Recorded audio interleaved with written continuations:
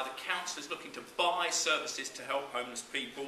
Those services exist at the moment and are provided through various charities like Action Homeless, Hits Homes Trust, the Leicester Home Project, Park Lodge, Shelter Housing Aid and Research Project, and the YMCA.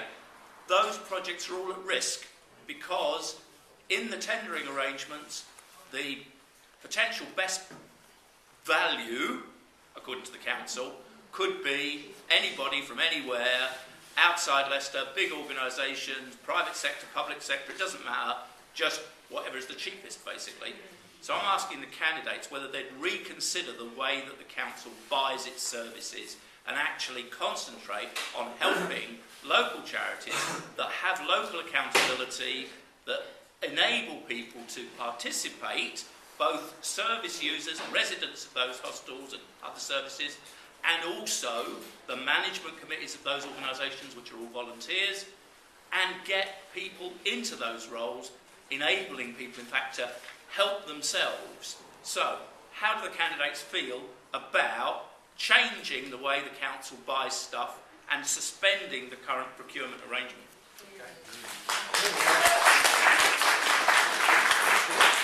I think you get a clear sense of the sentiment in the room behind that. Who's going to kick us off on this? Okay, Peter. There's people here who will recall this. Long before anyone was an elected mayor, we had a meeting here. It happened to be in this room, the breakfast meeting that I convened while I was an MP, and it's with a number of those organisations that David mentioned and some others.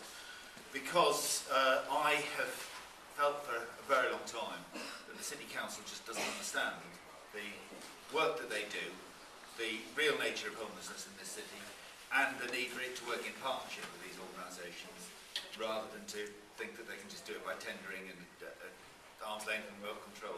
I'll give you an absolute guarantee, David, if I am elected as mayor, we'll be back, whether it's in this room or down somewhere at one of the council offices, we'll be back round the table together, talking about how we can go forward together.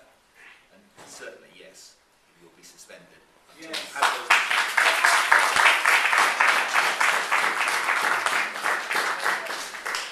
Gary. Not good enough. It's a culture change. It's written all the way through my programme. Because Claus said that it was potentially a positive answer. Not good enough. It's a culture change you're looking for. It's written all the way through my programme like a stick of Blackpool rock. We don't want meetings about it. We want the whole system changing. Quite simply, all of the council's procurement across all the £500+ million it spends every year should be open to local contractors at all levels. I also will be going out there and assisting through the council, through voluntary agencies, social enterprises and small businesses, because they are the providers of those services. Many of the things that currently, the huge bureaucracy that we can't afford anymore currently does, should be done by local people on a local basis for their benefit. It's cheaper, it delivers the services in the way they want. It is nonsense that we still have one service that delivers the same thing in Beaumont Leeds as it does in Evington, as it does over in Thurnbury Lodge, as it then tries to do in Knighton. It is ridiculous. You have a service that fits the local community. Quite simply, it's a culture change all the way through.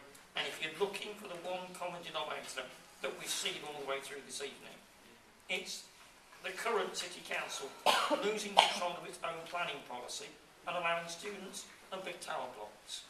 It's not updating its local plan, so landlords can charge what they like. It's allowing, because the last government let them do, people to knock down perfectly good buildings and turn them into bomb-site car parks that A, don't get developed, and B, undermine the whole park and ride system of the entire city and bring more cars in. It's a total lack of control all the way through. The only thing I agree on Peter about the mayoral issue is the control it puts in somebody's hands that can actually drive us forwards. We got here in the most grubby, disgraceful way possible, but having established that post, it's got to be used for the benefit of all of us. The answer is yes. And also the answer is you can't play politics with people's homes, which has gone on too long. It's the politics that's got involved in it. It's the politics that these people, most of these people here, have been involved in some way or other. You cannot play politics with people's lives. Their lives and their livelihood. Please try and listen to me and don't hear the anger. And we're all angry about what's going on. Can I But, comment? yeah, you can in a second. Move on. Okay. Thank you, David. John, we haven't brought you in for about half an hour. What's next? Listening with interest. Before we move on to the refugee and asylum seeker one, it's interesting, a lot of people had sent questions in beforehand, a lot of people have put questions in as they come through. So what I'd like to do is just kind of have a bit of a wrap up with where we were with the homelessness related questions. If your question doesn't get answered, come up to me at the end, and certainly what we're going to look to do is get all of the candidates to make sure they see all of the questions, and if they provide the answers, we request that they provide them, we'll certainly put them on Citizens' Eye for you to be able to see. We're getting things from Terry and Sam about providing better facilities for homeless people. We're getting Paul talking about redressing the services and homeless people at risk of homelessness in light of savage cuts to hostels and Star. We've got Gaynor talking about hostel closures, but also things like vulnerable, marginalised individuals seeking unskilled and manual work. And that links in really well with the youth unemployment question that we've had, and also things about training and jobs for people to help them reduce in reoffending. So I think really the final question is, a lot of the other hustings we've dealt with, youth unemployment, what we're going to do for young people and needs.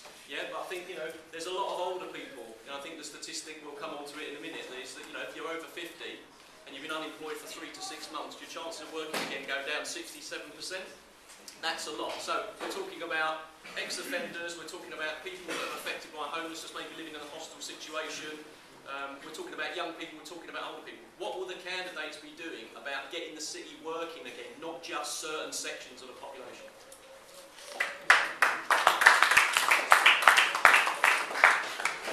Mohammed, would you like to come back on that? Just touching on what John mentioned, the reason behind all this is because it's clearly evident that in the city there's a lack of skill shortage. We need to upskill the workers in the city, and how we can do that is by providing better training and services for young and old in the city, so that people can get back into employment. What we even need to realise is that one size doesn't fit all in services.